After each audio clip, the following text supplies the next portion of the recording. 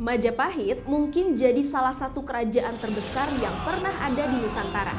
Bukan tanpa alasan, di bawah komando Mahapatih Gajah Mada, seluruh Nusantara disatukan dalam satu panji kekuasaan besar.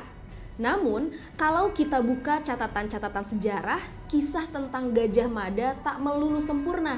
Gajah Mada nyatanya punya satu dosa besar akibat dibutakan ambisinya menyatukan seluruh Nusantara. Dosa ini berujung pada pertumpahan darah dan permusuhan menyejarah yang efeknya setidaknya sedikit banyak masih bisa dirasakan hingga hari ini.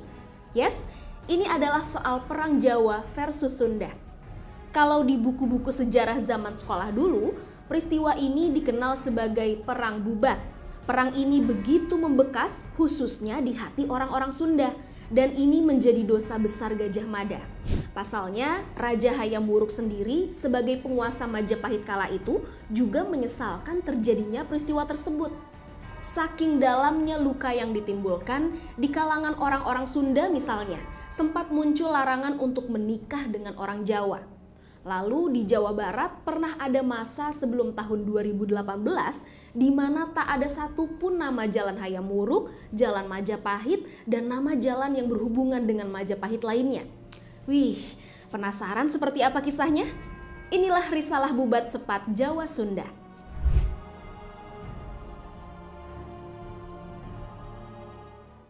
Perang Bubat terjadi pada tahun 1357. Ini adalah periode ketika Hayam Wuruk dan Gajah Mada berhasil memperluas wilayah Majapahit ke Sumatera, Malaka, Kalimantan, bahkan hingga ke Filipina.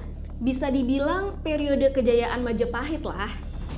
Namun, kala itu ada satu wilayah yang belum dikuasai oleh Majapahit di Pulau Jawa, yaitu Kerajaan Galuh Sunda.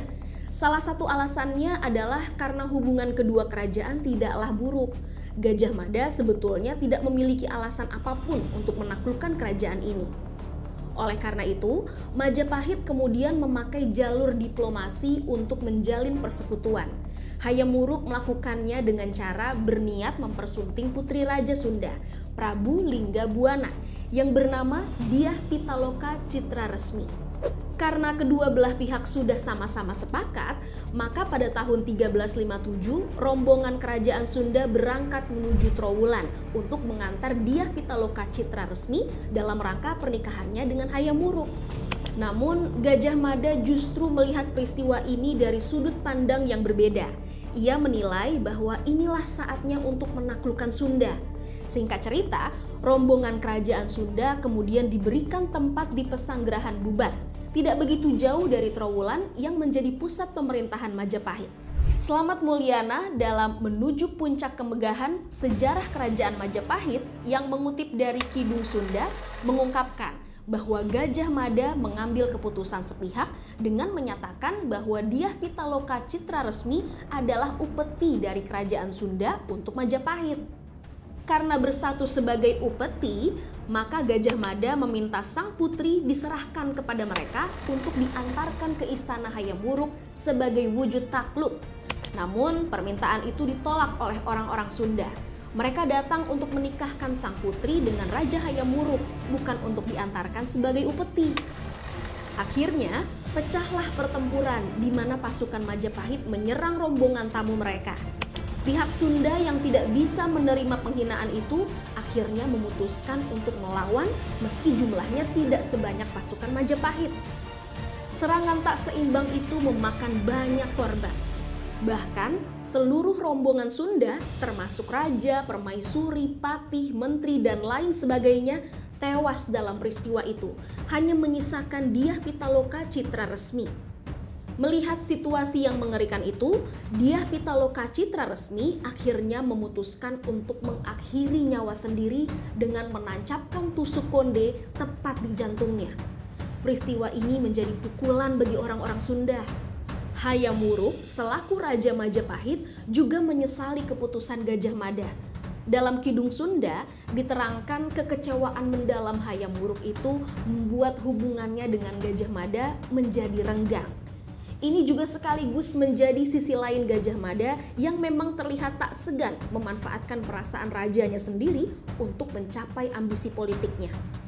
Paul Michel Munoz dalam Early Kingdoms of the Indonesian Archipelago and the Malay Peninsula, seperti dikutip dari Tirto, menyebutkan bahwa pasca peristiwa itu, Sunda dan Majapahit tidak bisa mencapai keadaan seperti sebelumnya.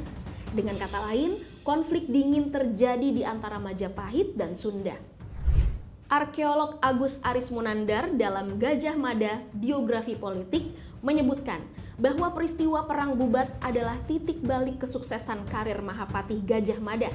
Bahkan dalam kasus Perang Bubat ini, Gajah Mada justru menggagalkan sendiri intisari Sumpah Palapa yang ia proklamirkan.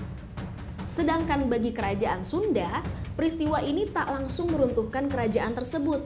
Bahkan kerajaan Sunda masih bertahan 60 tahun lebih lama dibandingkan kerajaan Majapahit. Kerajaan Sunda baru runtuh setelah diserang oleh tentara Banten pada tahun 1579. Kisah tentang Perang Bubat ini sendiri masih melahirkan perdebatan. Pasalnya, banyak juga yang percaya kisah ini adalah tuturan yang disisipkan oleh penyalin kitab Pararaton. Ada juga yang beranggapan bahwa kisah tersebut tambahan dari orang Belanda yang pertama meneliti kitab tersebut. Well, apapun itu, yang jelas banyak sejarah